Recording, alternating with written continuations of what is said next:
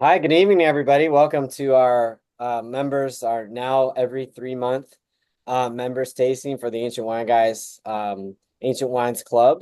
So this is our 37th installment, which is kind of hard to believe at this point.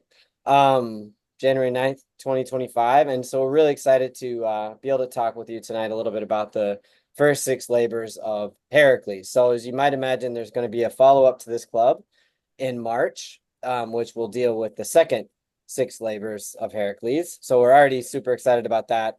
Already been thinking a little bit about the wines. So something to look forward to for you all as well as we go through this next 3 month stretch. So before we go, just the usual kind of routine. If you have questions, you can put them in the chat. We'll save a couple of minutes at the end just to take questions as well in person if you want to unmute yourselves then. We do ask you try to stay muted during the presentation. I think we set that up automatically, but sometimes as I can attest from teaching a class today, there's about once a month where they're doing the weed whacking literally right outside my window while I'm trying to teach, and it's sort of like there's nothing I can do about that. I can't mute them. So but all good. So really excited to get going. I'm going to turn things over to T here, who's going to introduce the first wine for you to have something in your glass while we begin the content. So thanks, T. Thanks, Chef, and Happy New Year, everyone. Another, start of a new year and some more exciting wines to show you. So the first one we have is an Ayuritico. This is the cuvée is called Stamnaki, which means little wine jug. And if you ever been to Greece or even in Italy, you go to tavernas and you'll get like you can get a half carafe instead of a bottle. And but they'll just say, oh, it's the house red or the house white. You're probably, this is very common throughout Europe. And Stamnaki just is a homage to that. But instead of, just kind of bulk wine, this is organically produced. It's good quality and it's made in a really fresh style because if you're having a house red, you want it to be able to go with a variety of dishes, across the board from like salads to like kebabs to like, souvlaki, that kind of thing. So this is Ayuritico is done in stainless steel and made in a really fresh, vibrant style. Um, it's you can even serve it with a slight chill, which often like the little crafts come out, even the reds come out with a slight chill as well. Especially in the summertime when it can be quite warm in Greece. Um, and yeah, it's just a really easy drinking wine. If you don't have access to Greek food or taverna food, you can easily have it with charcuterie. I kind of this is like it reminds me of as Ryan was saying. He's like it's like a Beaujolais, Yeah, but with there's a freshness Ayuritico. there. There's a kind of like a juicy quality to it. Like, I mean, like not to, I don't know, not to make it seem like a simple wine, but it's like quaffable, easy, Yeah. approachable. And this is really something that I think is at the kind of the intention behind the wine. Obviously, with with what T was talking about, with like the name and the motif. But this is a wine that was actually is produced. With one of the importers of the wine here in the United States. This was actually a project wine that basically they were saying, hey, look, we want a wine that evokes that delicious, Yeah. fun table wine that you can get, which is often a nameless wine, or maybe like it has like a very local wine sort of name to it Or like a wherever you are. second label. Yeah. Yeah, so Yeah. it may be it's a local winery, but you may not always know, the name of the winery that you're drinking from, when you're at a taverna or something like that. And so the importer, Eclecticon, they were eager to make a wine like this that was something that was, approachable, fun, and but still had this really, great sense of place to it. Like you said like Beaujolais, like it has like just kind of just like, juicy, peppery Yeah. freshness to it. Just really, But really but but, easy. but it still has that a little bit of that hint of depth from Hmm. like Ayuritico, Yeah. that and but it's not as big or oaky as say like a Nemean red or Yeah. something. Like a Nemea, or like a Nemea Reserve or something. Reserve, Yeah. yeah, reserve or something. And yeah, when we can talk a little bit more about maybe Ayurvedico as a Yeah. grape on Yeah. Mhm. the next version of it that we'll talk about. But the yeah, it's a very versatile grape is Mhm. how I would at least preface that by to say. So yeah, so you want to pour me a little splash too? Yeah, of course. Thank you.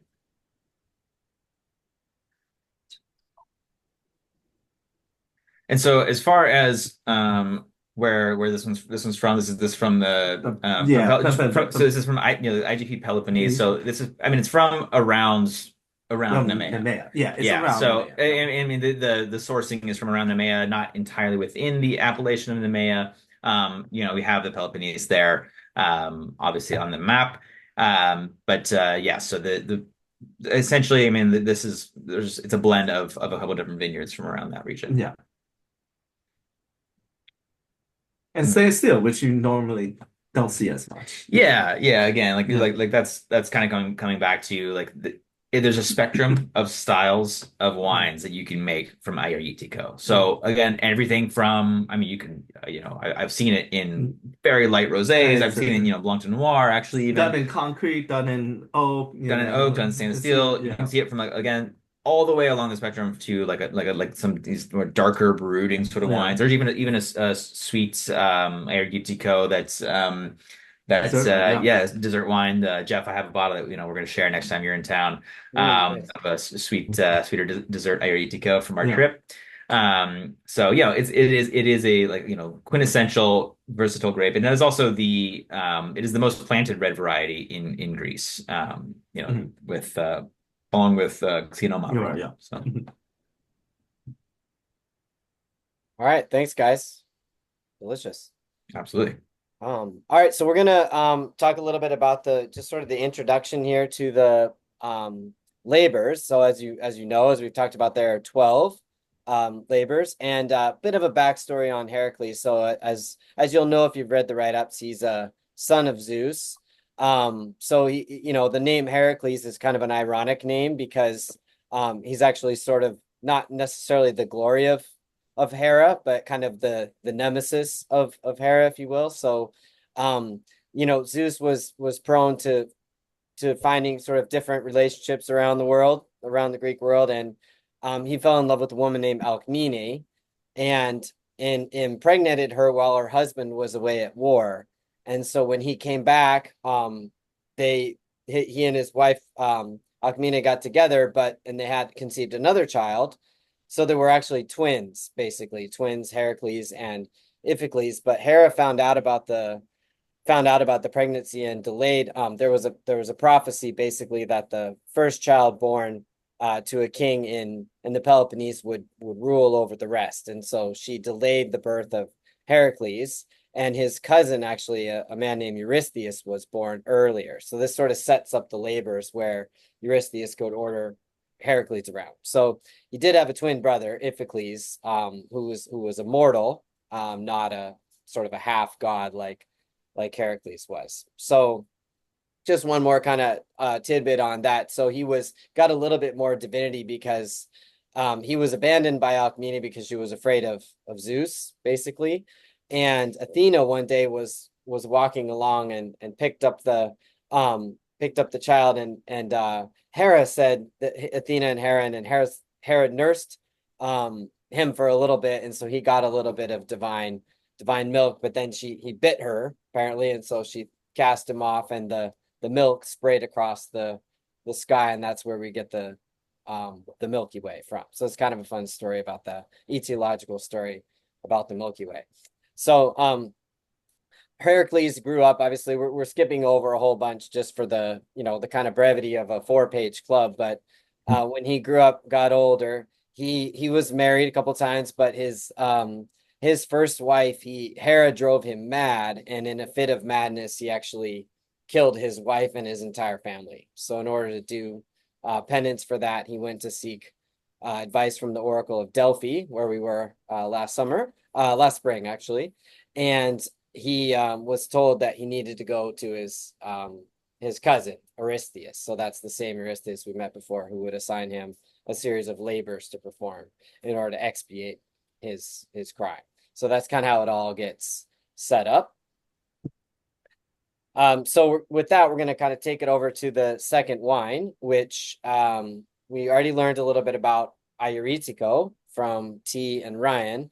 This is a wine from the Trupus winery, which if you've been with us for a while, you'll probably recognize this, if not this label, definitely this producer. It's one of our favorite ones. We've actually been there the last 2 springs, so we've had an opportunity to get to know this winery, and it's the folks who run it and make this delicious wine firsthand, actually pretty well. So Trupus is actually, the winery is in the plain of Mantinea, which is I think about 2,000 meters, 2,000 feet, something like 1,900 meters, something like that above sea level. And it's actually the site of several famous ancient battles. So when you're there, you can kind of imagine the armies marching against each other there. And it was just a spot, right, when armies had to choose a place to fight, basically. They chose this plain for several important battles. So the winery was, I think, the modern winery was started in 2010, but it had been in the family since the 1970s. So it's a couple who run the winery, Panagiotta, the wine maker, and her husband Kostas, who just are wonderful, graceful, gracious people who've taken us in. And the really interesting thing about this winery is they make an incredible number of different wines. I've never been to a winery which had you guys probably have. I've never been to a winery that had that many different possible labels you could try. So I remember the first time we were there, the entire counter was sort of spread out with different kinds of wine. So they focus mainly on the grape Moscafilero, which I think is the Ecato of Moscafilero, guys. Yep. Yeah, so that's and it's a really versatile grape. And so that's just all kinds of different styles of Moscafilero. This one is actually an Ayuritico, so same grape as the first wine. And it's actually not grown, the grapes are grown near Nemea, so not quite in the plain of Mantinea, but Nemea is famous for the Ayuritico. So, and the reason for that we'll get into in a minute with the Nemean lion with that story. But the Ayuritico is traditionally known as the kind of the blood of Heracles is what it's often called, because it's the wine he supposedly drank, according to legend, after killing the lion. So guys, did you want to talk us through a little bit any of the kind of the tech sheet and any of the tasting notes you had, T and Ryan, for this one, or anything Yeah, else? absolutely. So, and as far as the style, again, like contrasting these two Ayariticos. So, like, yes, like we did have the conversation of saying, are we really going to put two Ayariticos in this club, like side by side next to each other? Are people going to be okay with that? And like, and honestly, when we tasted these wines, the answer was obvious. I mean, they're very different wines. They serve different purposes, even though they both have that kind of like sort of sappy, fruity freshness. They're really easy to drink. This wine, I would say, has a little bit more roundness, a little more texture, and it's showing a little bit more of that depth that Ayurveda can bring. This one is the Pateri is actually I mean, I would say it gives a little more like spice and pepper to it as well. And there's a little bit more, I feel like it's not a sweet wine, but there's a little bit more sweetness and density to the fruit. Yeah.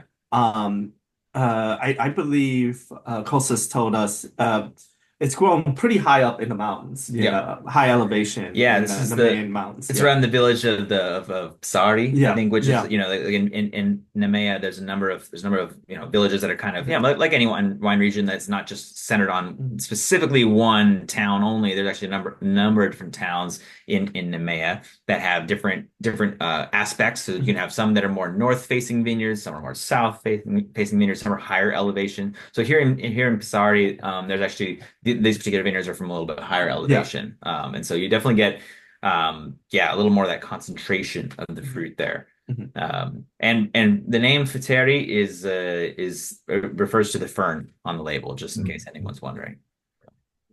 I was trying to remember how many wines we went through at Trupus, and I lost track after 10. And I think that qualifies as a it was at least Heraclean 15. labor. You have to go to right? the visual, we the got out of images, there. Dana. You have to go back to the photographic evidence to. That's right. Yeah. Yeah. I mean, it was just like I remember just like we're a little bit here, a little bit there, and then pretty soon there's 20 15 bottles. wines. A rainbow. Yeah. Yeah, it was pretty crazy. It's really impressive just what they were able to do with that one grape, really. I mean, Yeah. it's I think on the next slide you actually have Jeff, yeah, a couple photos. So yeah. yeah, that's right. So this is actually this is up above, kind of looking down on the plain of Mantinea. They took us on a tractor ride.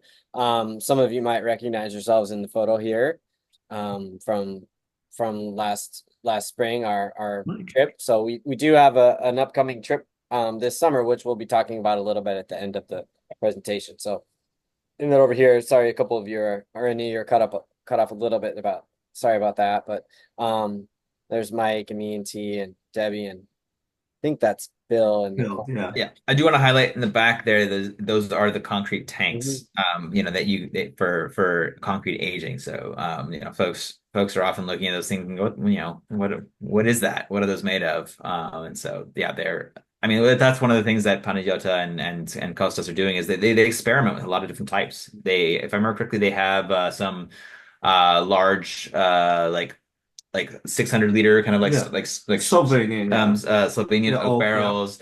I don't remember if they have acacia or not, but they definitely have like they're doing they're innovative. There's a lot of kind of experimentation going on, which I think is always for us a lot of times the hallmark of a exciting winery that's something to keep an eye on. I mean, yes, consistency is important as well in Yeah. wine, but winemakers who understand how to adapt is always really fun for us. Yeah. And that's actually a Retsina there that we were speaking of, kind of experimental wines. But those of you who have a kind of negative, you know, for whom Retsina has a negative connotation, that one was actually extremely delicious, Retsina. So really good.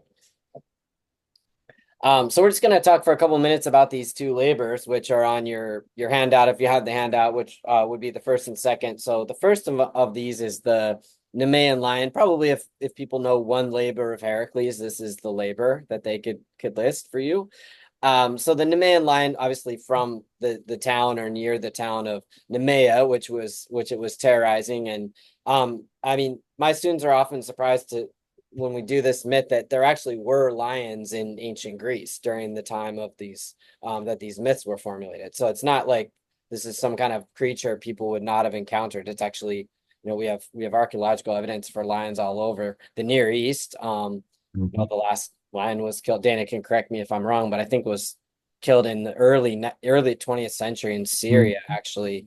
So it's pretty recent that lions were eliminated from that area, but probably not in classical Greece anymore, from what I understand. But it is kind of interesting to think that this is, when these myths were first generated, this is a real life experience for people, boars and lions and dangerous stags and all sorts of things that kind of come out of the natural world. So in any case, he was commissioned to kill this lion.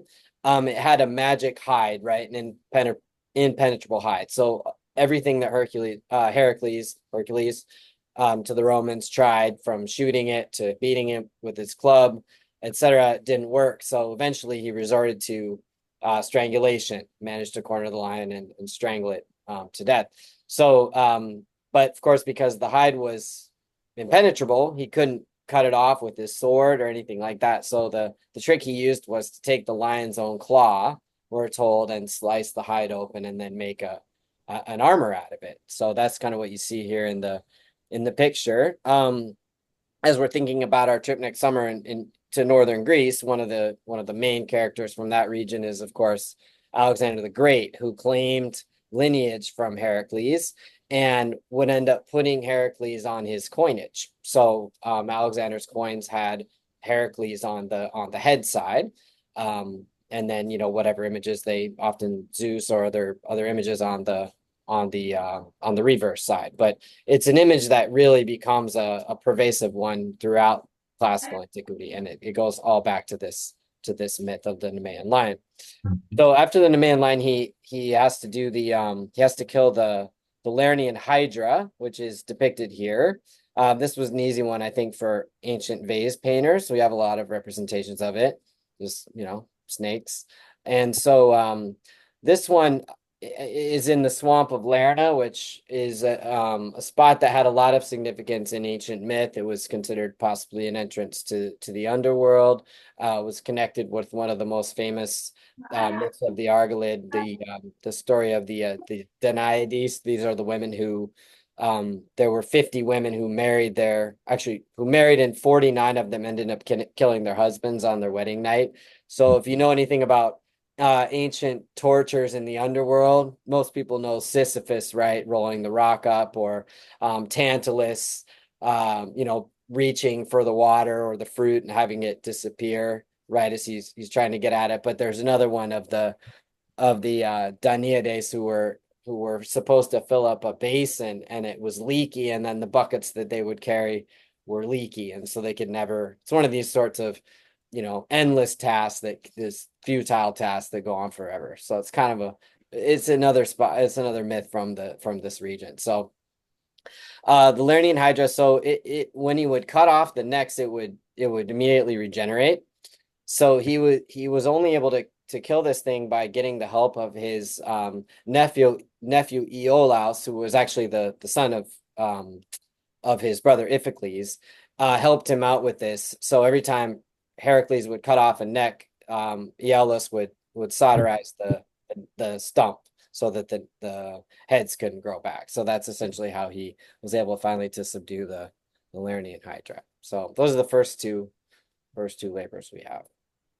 And of course, I mean, there's a million images we could have chosen, so it's always kind of hard to pick fun ones. But so with that, we'll turn it over to the 2023 Tetramythos Not True, which I believe is Ryan's going to kind of take us. Yep, absolutely. Yep. So from as Jeff said, from Tetramythos, this is the Nature. So this is a wine that is made from a grape called Mavro Calabritino. That I mean basically is translating to like the black grape of Calavrita. Calavrita is the village that this grape is grown in by. It's actually two brothers and the winemaker. His name is Panagiotis Papagiannopoulos, and he is really trying to resurrect this grape. I mean, it is essentially a grape that was a local, indigenous grape, and what you get as a result here is this is a, a style that is aiming for a very pure expression. So the grape itself, I would say, is a little bit lighter skinned grape. You get a little bit more of that, a little more spice, a little more of those kind of like savory herbal edges. This is it's completely organically farmed. It's high elevation up there. So you get again a very kind of like pure focused expression. It even snows up there. I mean, we're close to I think about 900 meters. So it is definitely it's a vineyard site that if you saw it, you would probably guess wrong if you which country it was in if you didn't know it was Greece. It's rocky, it's mountainous, and it's essentially up in the northern part of the Peloponnese, where Calabrita is, overlooking the Gulf of Corinth. So if if Jeff, you want to go back to that map there of the Peloponnese, back a couple of slides there, I can point it out there. So basically, right near on the slopes of Mount Carinea, is where the vineyards are located. So again, the style here is pretty minimal in terms of winemaking style. It's you get a little bit of that of indigenous like wild native yeast fermentation. And the result is it was really kind of a wine that for someone who drinks, let's say if you're a Pinot Noir drinker, you're a Burgundy drinker, or something like that, you're gonna find things that are familiar in here. You're gonna see things like a lot of that kind of cranberry, pomegranate, wild cherry sort of tones. This is a wine that is done there's a version of this wine in amphora. And so this is something that you're getting a lot of just like the pure essence of what this almost lost to time variety is. I think it's really, it's really fun to be able to have these kinds of experiences with grapes that they are the only producer of this grape. I mean, if you look, at least I should say that is exported, that is commercially produced. I mean, we would love to visit this producer. Actually, we have not had a chance to visit this producer yet on our tours of the Peloponnese, but eventually we would really like to get there so that we can have have that discussion about what's the future of grape growing and Yeah, in and this and region. small indigenous Small variety. indigenous varieties, yeah. And I think that's really, just as a brief Yeah. aside, like really one of the things that's so special about Greece is that you have, yes, there are grapes that are being explored for their commercial viability, things like Assyrtiko as being planted across Greece, or even, of course, you have international varieties like Cabernet and Syrah and stuff. Syrah and Yeah. things like that. But then there's still so many of these indigenous varieties that can produce wines that you can't find anywhere else. You Mhm. cannot find, they become an extremely unique experience. So this is part and parcel here, where you're getting something in the glass that you can make Yeah. approximations to. You can get some of that, some of that earth. There's a little bit of that kind of like wild barnyard sort Mhm. of sort of element to it. But Yeah. at the end of the day, the style and the structure of the grape is Mhm. is really unique. Yep. Yeah, absolutely. Mm. Yeah, very fresh, right? Fun. Mhm. Mm. Savory. Yeah, and so I mean, this is it's literally a little savory. This is Yeah. something that, again, 2023. This is a young wine. Mhm. Um, and is it a wine that I would age for a decade? No, definitely not. I personally think this is a wine it's showing beautifully in the first years of its life. Um, I think that this is a grape that could definitely be produced into a wine that you would want to lay down in a cellar, but that's not what they're going for here. This is Mhm. definitely something where it's aiming for, Mhm. a youthful expression of a wine like this. But Mhm. Yep. but yeah, it's Yep. it's exciting. Exciting wines. So good. I wish I had a glass of that to drink. Guys, I remember how good that is. Al. Yeah, yeah. So we've worked with a few of the other wines from Tetramethos. Folks might recognize the label from the we did a Ayurvedico from Tetramethos as well. They make a variety of whites as well that we're actually we've looked at working with in the past. I mean, of course, Tetramethos, Mhm. like anything relating to mythos, like we're obviously attracted to. So, we definitely love it for the name sometimes alone. Mhm. Sometimes the name alone is enough to like get us interested, but no, the wine, it speaks for itself. Well, and there are four ancient wine guys too. So We are the yeah, Mhm. the Mhm. Tetra wine guys. Tetra wine guys. I mean, it's true. I have a vase that actually, yeah, depicts that. We'll bring that out. We'll bring that out at an event at some point with our four names on it being ladled wine. All right. Well, let's keep on moving. Let's keep on going. Let's dive into some of the more obscure labors of Heracles, as Jeff said, right? Some of these are a little off the beaten path. So Eurystheus assigns Heracles for his third labor, the capture of the hind of Chaeronea. And for those of you who didn't matriculate at Oxford and don't use the High English hind, hind is another word for deer. But this is no ordinary deer, of course, right? Because this is Greek mythology. This is Heracles.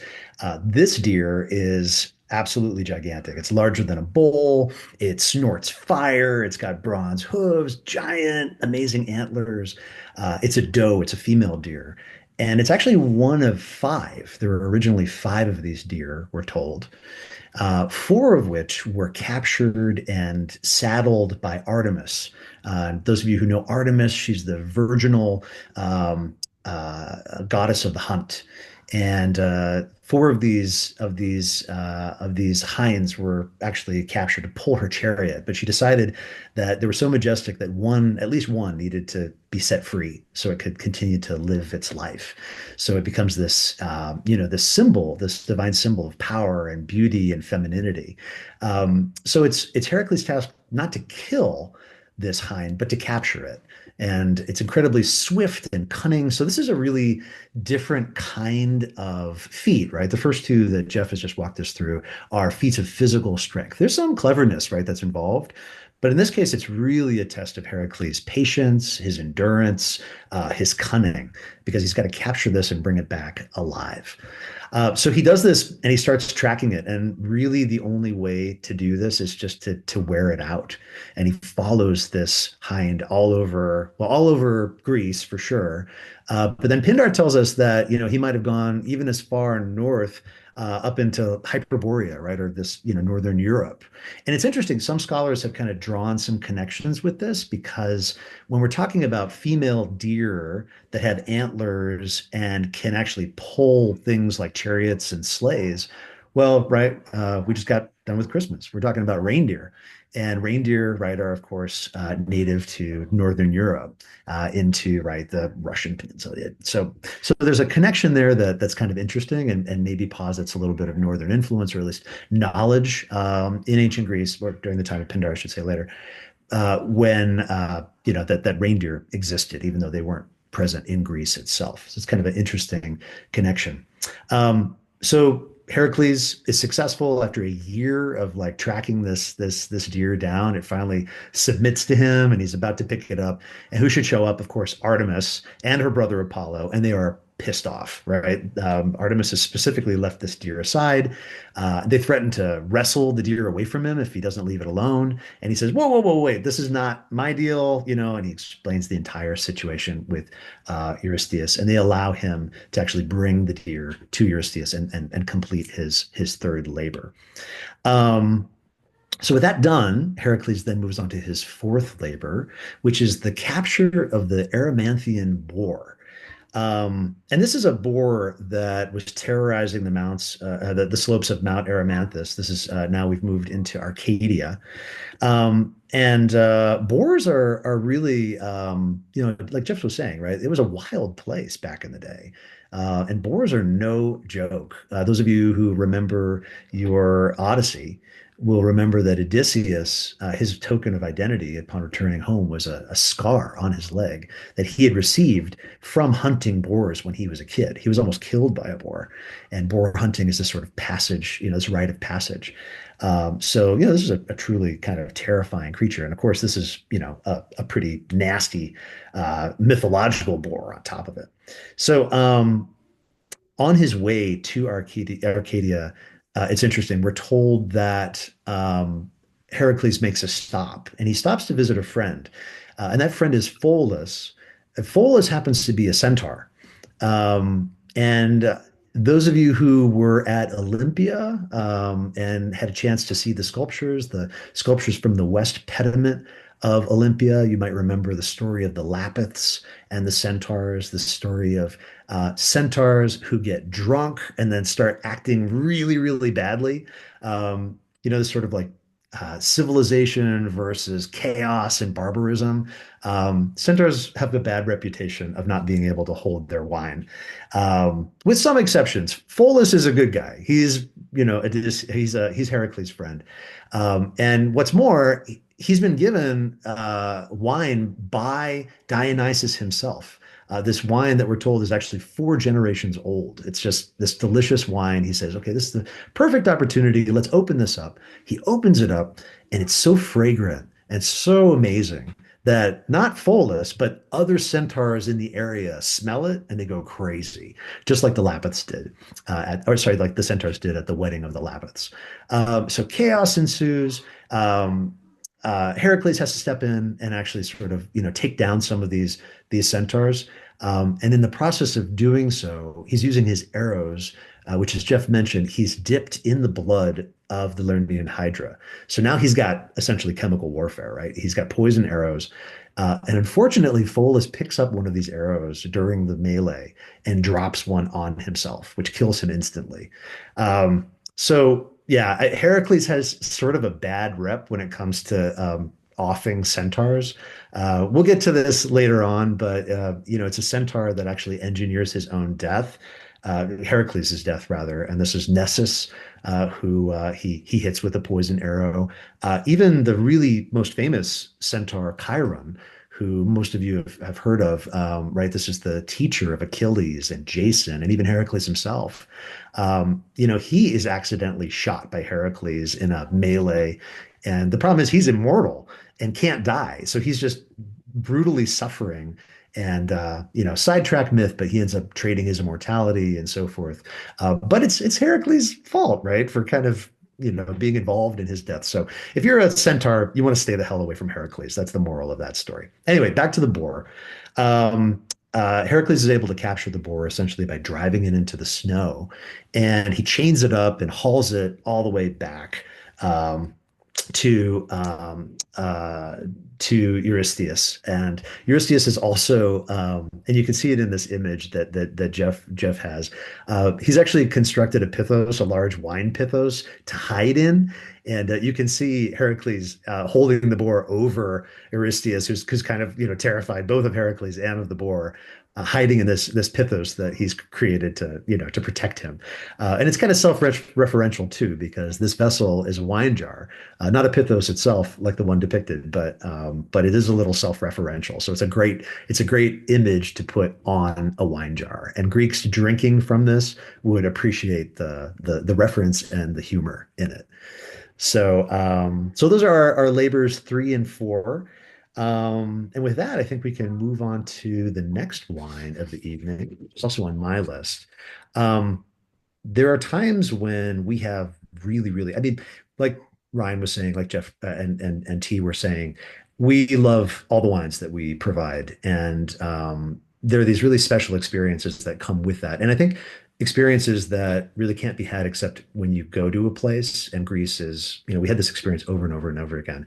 And this was certainly the case when we traveled to this winery, which is Sant-Or, which is located in the village of Santa Mary in the central western Peloponnese. When we went there, it really was this sort of journey out into the countryside. We were in between two of our locations we wanted to go to, and found ourselves almost like Lion the Witch in the Wardrobe side in the countryside, in these rolling rocky hills. The sun and the clouds were out, and just nature was in just full effect. And you can see these images, which we took from the vineyard. The reason it looks like this is the proprietor of Sant-Or, Panagiotis Dimitriopoulos, is a hardcore, true believer in biodynamic winemaking. And you've heard us talk about this before. Biodynamic winemaking, right? Incorporating practices of clean winemaking, not just organic winemaking, but paying attention to elements such as, right, a calendar that focuses on root days and vine days, practices that involve, for example, burying horns full of dung in different locations, phases of the moon, these sorts of things that seem on the outside superstitious, but time and time and time and time again result in amazingly delicious, vibrant, living wines. And you can see we were actually here during a time, right, where everything's growing. Many of you have been, goodness, it was the spring, right? I mean, we were out Yeah, there. it was Yeah, March. Yeah. April. March, April. April. and so this is the time when you can see all the dirty laundry, right? Like if you're in a vineyard and it is barren, right, and nothing is growing there, you can know that pesticides are being used. You can know, right, all the nasty stuff that's happening. Look at this off on the right hand side, right? It is bees and buzzing flowers and wild asparagus and co-planted olive trees. And I am not lying when I say we arrived and I started hearing music. I started hearing Wagner playing, and I thought I was having a dream.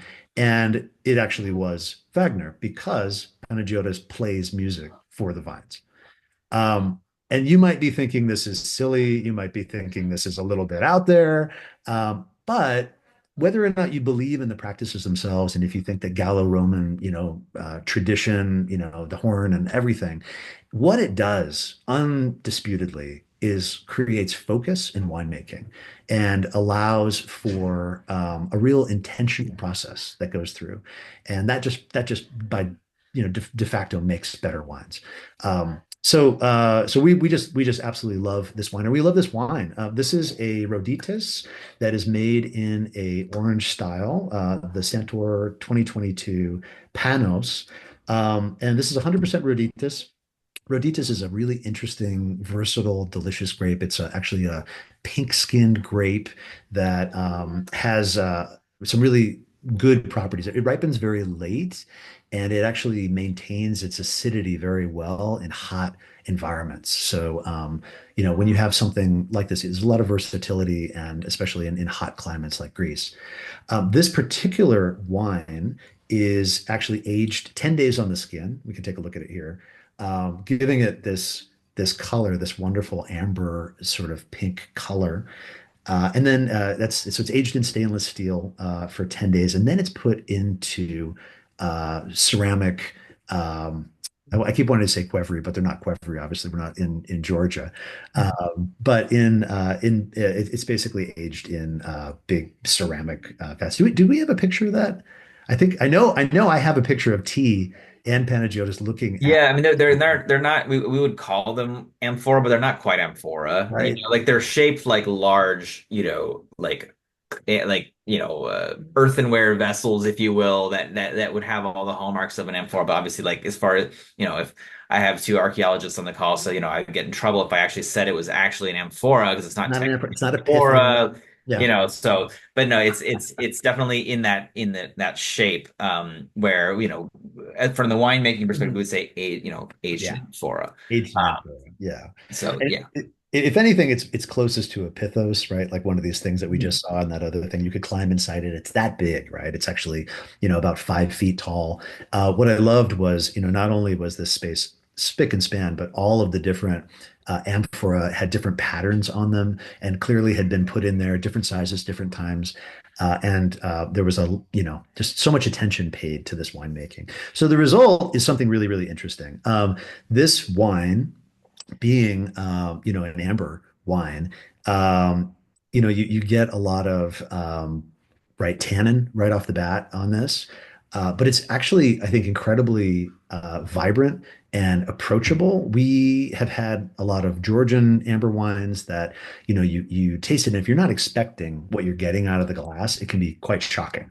You might like it, but you don't know what it is. It's like hearing music, that you've never heard before, and it's like, whoa, what is that? But also, it can be alarming. This, I think, is a fantastic introduction to this type of wine. I think it is crisp and light. These hints of apricot and orange and red apple, wild herbs. Yeah, just like the grape itself, Roditis, incredibly versatile. Yeah, Ryan T, Jeff, what do you guys have on this? Yeah, I mean, as far as like you said, you kind of nailed it with like versatility, like with a wine like this. It's a white wine made kind of like a red wine. Mhm. It's somewhere in between. It's not a rosé. It's definitely, decidedly like more in orange wine. I mean, the color is like that fiery amber. It's something that I love pairing these wines with foods. They really want to go with foods. They're not a cocktail wine in my experience, typically, where you're just kind of like popping the cork and just kind of, I mean, you can if you're someone Yeah. like, who just is like down for anything, but I would say they shine best up against something that has a little bit of fat to it, a little bit of heft. I've had really good experiences doing like pork chop with like apples and onions, that kind of like a Belgian style sort of stuff. I've had a lot of really good experiences with orange wines being put up against something that can match its intensity. Mhm. Yeah, I feel like any stew dish, like with like a protein and fruit, as Yeah, Ryan yeah, mentioned, fruit. like like Moroccan chicken with Hmm. like, chicken with preserved lemons, or like prunes and chicken, Yeah, like Also, that or like feta salad, rabbit. right? rabbit, yeah, Rabbit with prunes. We had that in yeah, France once. yeah, That would be perfect. yeah. I mean, if anyone wants to do a rabbit, a lapin au pruneau, as the French call it, something like that might be perfect as well. But no, I think I mean, as far as like, again, like you said, versatility, like this could also go with a really nice salty, creamy cheese. I was gonna say Yeah, feta salad, right? Like that is something with absolutely like a big olives Greek and just the salad. Yeah. oh, gorgeous. Olives, I mean, just, if that would be the closest I would say to like having it on its own, but you still want something, I would say something a little savory to put up against it. Like yeah, whether you had a bowl of olives or, Mhm. and a little bit of cheese, like it's gonna want something a little bit like that to kind of Yeah. offset some of that tannin, which, your palate's gonna go, wait a second, like what's going Yeah. on here? Mhm. That's gonna help. I mean, when we were driving to the winery, we actually got stopped because there were some sheep herders walking across the street, Yeah. Yeah. and sheep cheese, feta and other, the local cheeses would go perfectly with this, with olives. Absolutely. Absolutely. Yeah. Yeah, you think about Yeah. all the things that were co-planted in there as well, things that Yeah. naturally grow together, that reinforce each other. And that was, the spirit of that kind of biodynamic process that, that Santor really just is a perfect example of. He makes Uh, fantastic olive oil I was as just going to well. say, So yeah, yeah, you can see yeah, in the photos of some of the olive trees as well. The olive Yeah. oil made with, this utmost care and as well. It's not just kind of this afterthought plantation. It's a wonderful space. We're very happy to work with his wines. Mhm. This kind of holistic sort of mindset that Panos brings to the whole place. I mean, yeah. I mean, I'm speaking personally, it's definitely like a kind of a spiritual sort of Oh yeah. experience when you go there, where he's kind of walking you through, and you can feel Mhm. the personal connection to Yeah. the vineyard, to every plant. I mean, he's picking up plants, and he's handing us a bundle, like Dana mentioned, wild asparagus. We were walking through the vineyards, and by the end of it, he had a bushel of wild asparagus. He's like, Mhm. wherever you guys go for dinner, just tell him to cook this up for you. Yeah. He Right. knows his land like the Yeah. back of his hand. And So this, totally unpretentious and not yeah, woo at all. I mean, he's just like the real embodiment of it, like the real deal. Yeah. Yeah. yeah. Yeah. Yeah. Well, hopefully we'll get out there. I know that on the last trip, we weren't able to go to that one, and we'll be quite a bit north of that. This coming But we'll get summer. back. We'll get Yeah. back there. We'll get back there. Have to. All right, let's keep on Tell moving. us about manure, Dana.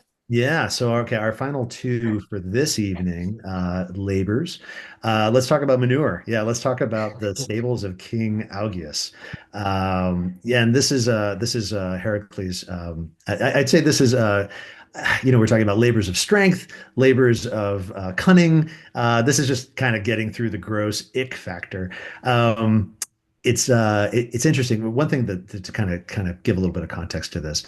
Um, there's a component of wealth to this, right? Cattle in the ancient world, and particularly in Greece during the Mycenaean period, and elsewhere, cattle were, they were living livestock, as they are in many cultures around the world, right? Their value that's renewable.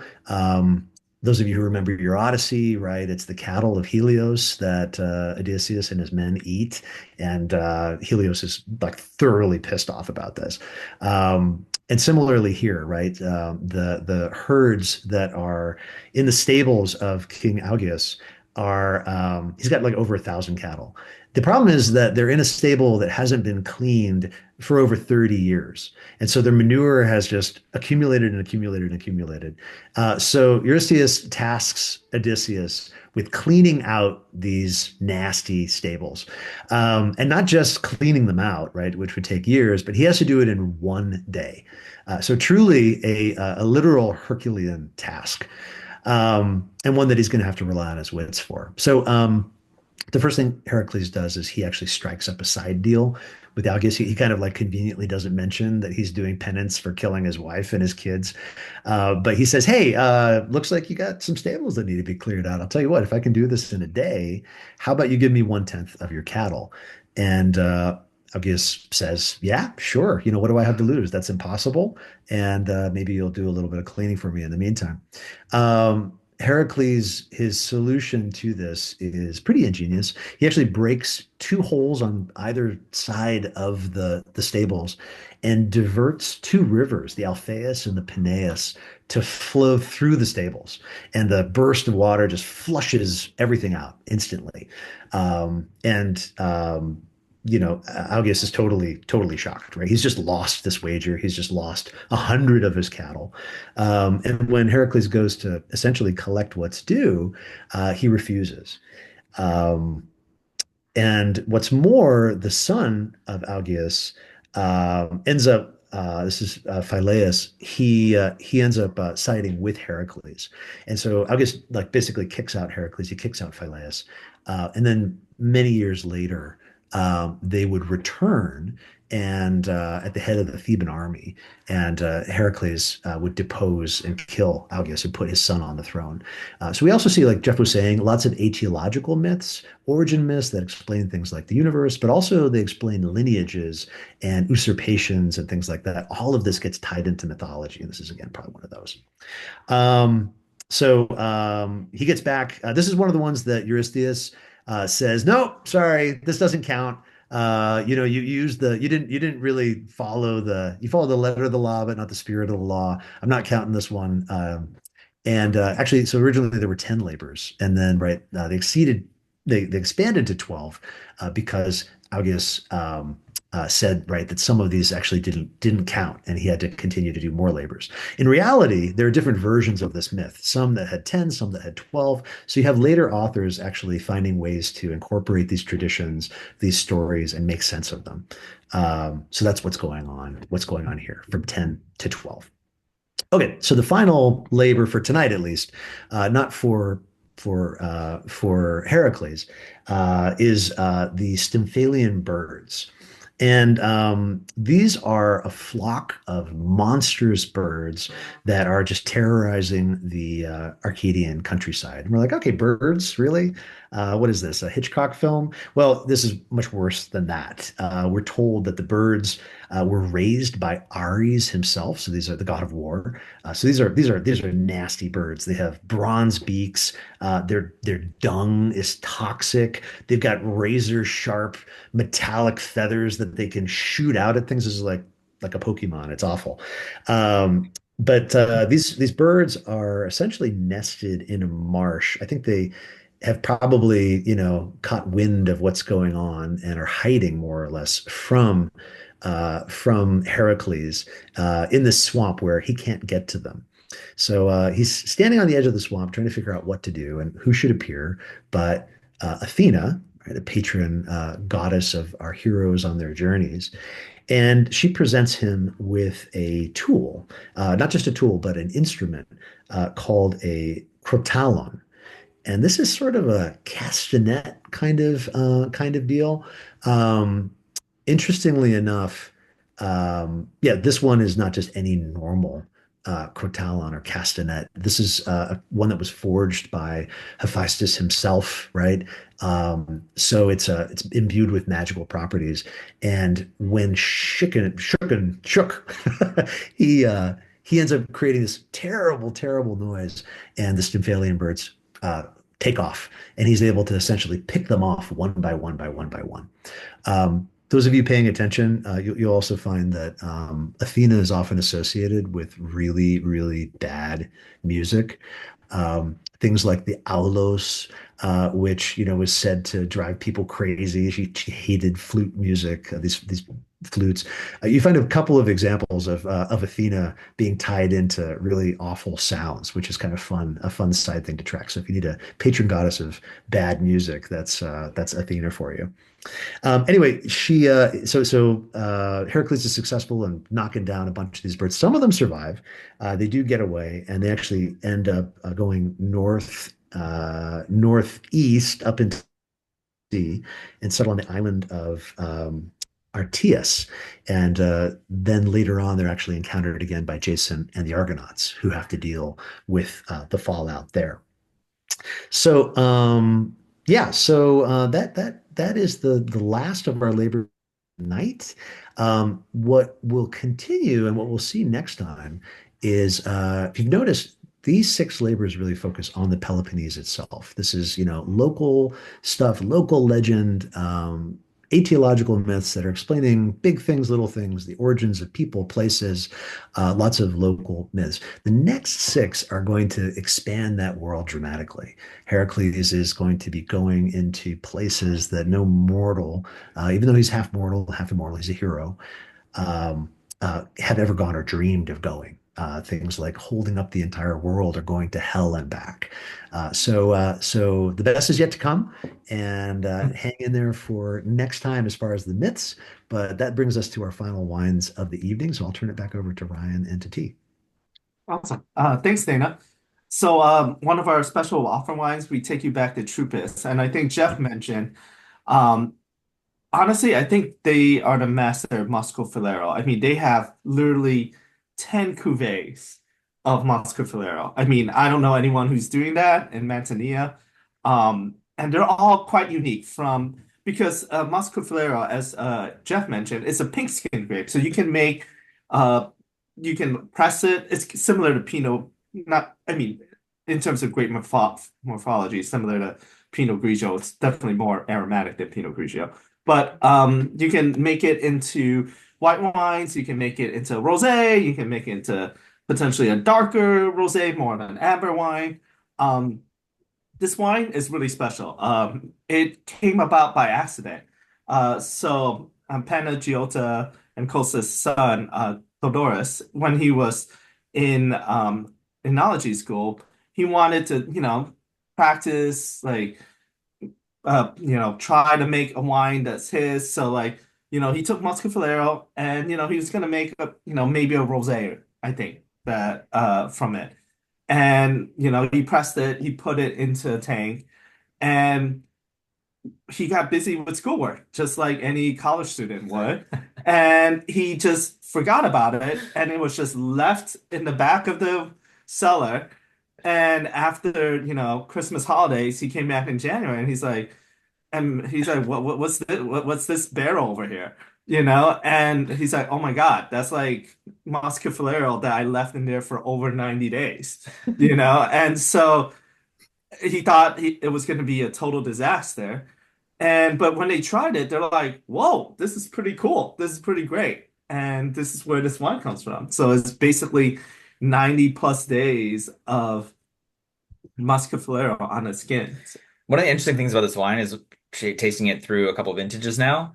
I mean, the color here you can see. I'm Yeah. grabbing a Yeah. tease glass. You can show to the bottle, but like this is like a deep. I would say a deep rosé color. Like it's not not a light rosé color, but we've seen it in years past where it is like almost blood red, Yeah, I've seen it way darker. and it looks like a red wine. I mean, it's a Yeah. transparent red wine where you can see through it. Not quite like a dark red wine, Mhm. but it's a and it's because they've taken this concept and they're like, okay, let's see what we can do with it. Yeah. You have this high quality fruit from Manzanilla, from Muscovy.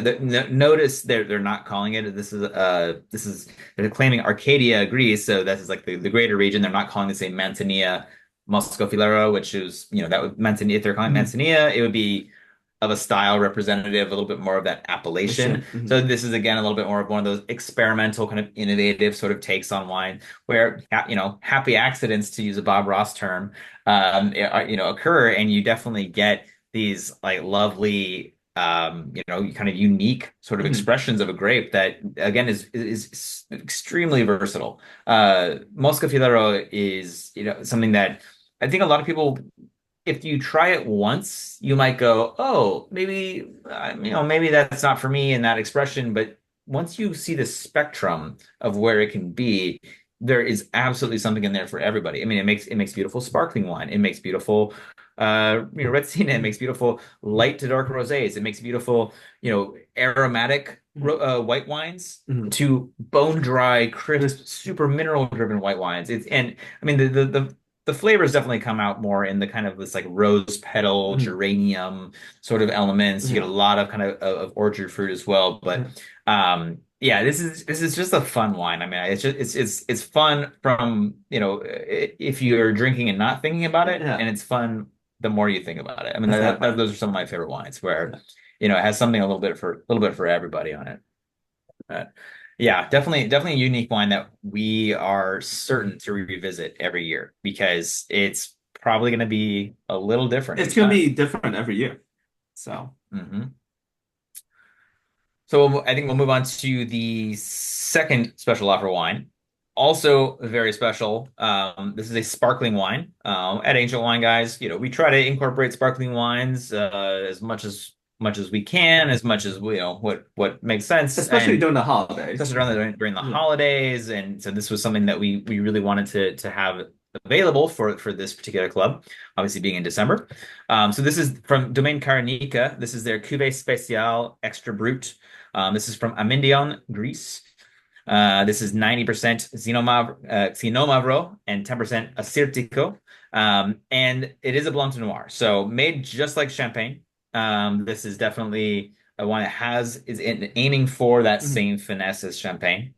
And Amindion in northwestern Greece. This is high elevation again. As far as where this region is located, this is actually a region Yeah. from what I understand. Amindion, the actual name comes from the grandfather of Alexander the Mhm. Great. So this is highly related to our trip that we're going to be Yeah. taking this summer. We're very excited about. But the yeah, again, high elevation, or I think at 800 meters plus elevation for these particular vineyards here. It's rocky. It's one of the coldest regions in winemaking regions in Greece.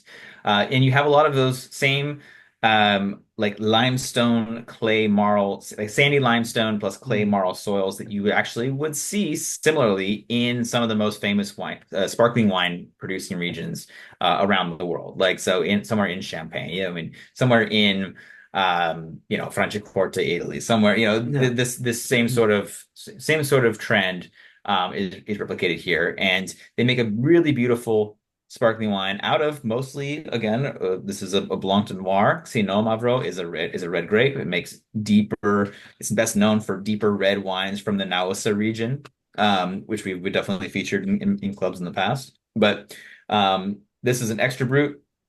So very low dosage, right around, I think this is right around like 2 to 3 grams sugar dosage. This is a like focused wine. It is Mhm. actually quite like, racy, Very, electric, yeah. mineral. Like if you're a fan of champagnes that have a lot of that like kind of like, bright energy to them, they're going to have a lot of that aromatic quality to them.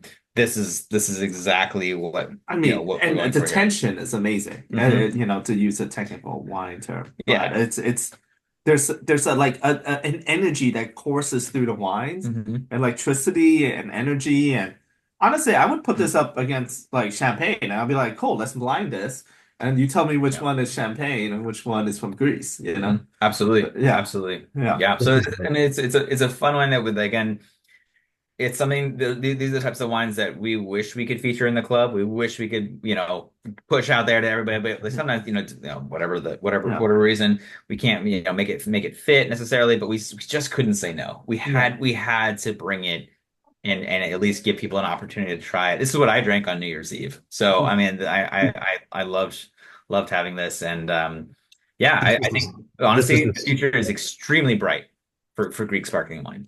100%. Yeah. I was just going to add this was the star of our Christmas Eve, and we had three bottles, and we're saving one to two of them for New Year's. It didn't make it. They were gone by long before 2025 ever rolled around. So this is What these guys are trying to tell you is if you want this, too bad because they drank it all. Drank through all the back stock, I guess. right.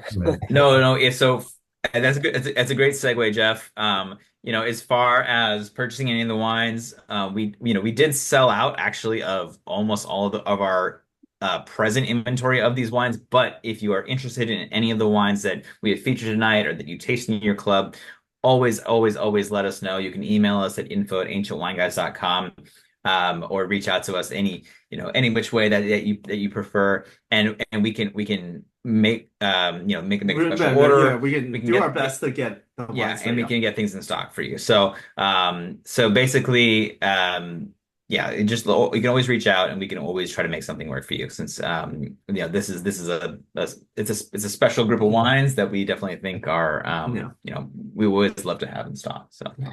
please Yeah, do reach definitely out. one of our better, I mean, one of our best clubs, I would say. Yeah. So that brings us as well to something we've been alluding to during the program tonight, which is our we've confirmed that we're going to be going back to Greece next summer. So some of you on the call were with us last spring and can attest to just how fun and educational that was for both you and us.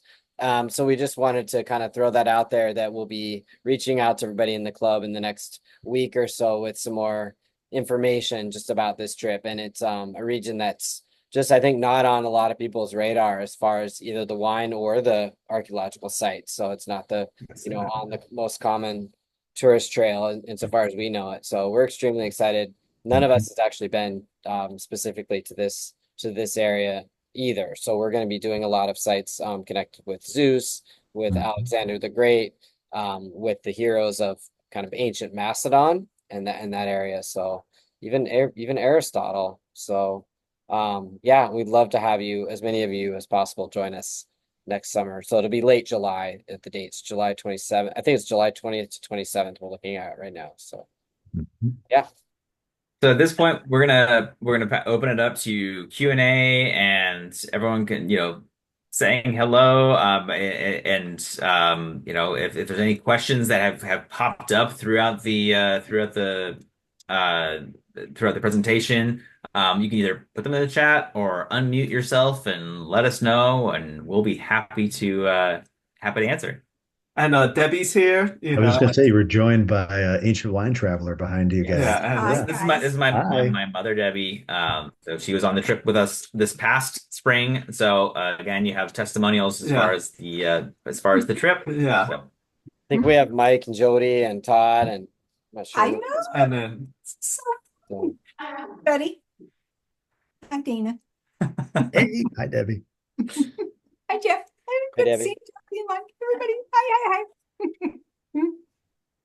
Yeah, we have a gathering here today. Well, yeah. So and then our intrepid tour guide, Urania, yeah, Randy, I as think is well, on the call as so- well. Yeah. So good to Happy New see Year to everyone. Happy New Year, Happy Rania. New Year. yes. Her cousin, her cat is so cute. He's the cousin of our Oh, of course. Archie. So I was talking about you today, Arania. My niece is visiting and we were having kiwis. And I said, Arania gave all of us the most beautiful welcome baskets, and it had fruit and lovely chocolate and lovely things. And the kiwis were so delicious and beautiful in Greece. So I'm just throwing that out there, everybody. It's fabulous. Remember, Mike and There we Jody, go. you guys all remember? They're very sweet. That's true. This is very true. Well, again, if there's any questions related to the trip or related to the content there, of the presentation tonight, any burning questions, feel free to unmute yourselves. Otherwise, again, we want to say thank you to everybody for joining us, as always. We always Hey, Ryan, we need lots more details on the trip here. I need some dates, please. so July 20th to 27th, Todd. Okay, perfect. Thank you. 20th Yeah, to well- 27th, okay. Mhm. What's that? We're still on. I didn't need it. Oh, it's That's fine. Do- I do got we arrested want- tonight, so we had to. Well, the police were here. oh It sounds like you're having way too much fun up there in Spokane, you guys. Five-year-olds. Yeah, we have two 5-year-olds that Arresting. are arresting everybody. I see. uh-oh. Oh, there you go. We have a for the trip. 1-year-old autocrat here that's ordering everybody around long after her bedtime. I actually may be right back. I'm gonna see if I could snag her. Hold on. I'm right Yeah, please get her. So for the trip, is it flying in and out of Athens or Thessaloniki? So Thessaloniki. Yeah. Yeah, I'm sorry for abusing that, but yeah. No, I don't know that I'm saying it correctly either, but that's how I've always heard it. So How do you say it, Arania? Thessaloniki. Thessaloniki. okay. Okay. Yeah, so the trip, I mean, would be into meeting in Thessaloniki and convening there, and then kind of using it as a hub and going out a bit more, as opposed to kind of making the full loop. We're gonna like we did last time. We'll be using it a little bit more as a hub. yeah, and it's the second biggest city in Greece. This is one Shy. that's not going to be coming with us this summer, but one that all the What same, a cutie pie. long after her bedtime. So Aw. Hey, Dana, why isn't she coming with us this summer? I know. Mom, I'm still working Everybody on has mom. to take a babysitting shift if Never that. say never. Never say never. Right? We'll see. You know, our son Alex that's on here went to Scotland for 2 weeks with us when he was 9 months old. See, Oh, okay. see? Now yeah, That's we're going to bold. Mexico on Monday, so we're doing a little bit of traveling, breaking in the traveling. Yeah, you're gonna Plans. figure it out, and you're Oh, gonna be like, you Good know what? for We can you. bring the whole family to Greece in July. That's yeah, okay. I love it. I love it. Are you Plenty listening of up, people Jeff? to babysit, Oh Dave. yeah, yeah. I gotta go in a minute to help put her down, but so yeah, she's kind of right at her bedtime in about 20 minutes, but Well, it's great to see everybody. yeah, wonderful to see you all. Everyone. Yeah. So great. So great. Thanks for spending Yeah, time the with only us. downside with our quarterly club, honestly, is just that we don't get to do this call quite as often because it really is something I think all of us really look forward to. Just Yeah. it's to kind of see everybody's faces and kind of chat through in person some of the stuff we're working on, But as behind. always, don't let that, keep you from reaching out, with Yeah. ideas, with questions, like Ryan was saying, like Jeff's saying, club ideas, yeah, things that you want to Yeah, or see. you may, You're as interested in. Mike and Jody are, may even find yourselves. I think Todd's going to be over here in a couple of weeks, and now you guys are coming through in early February. So, Oh, wow, good, yeah. good. So just Wow, awesome. yeah, T I think might be coming over in the Yeah, spring. I'm house sitting in March for All right. Jeff and Emily while they're in on spring break. Yeah. Okay. So Oh, yeah, join the party. All right. So everybody, so thank you so much. Stay tuned. Like I said, in a week or less, we'll actually be in touch with I think a lot of the details you're kind of wondering about in terms of the trip. So just stay tuned for an email. And then again, as the guy said, if you have anything you'd like to order from us, just send us an email as usual. So with that, so we'll bid everyone adieu and to June, good night. Good yeah. night. Great to see everybody. Yeah. Yeah.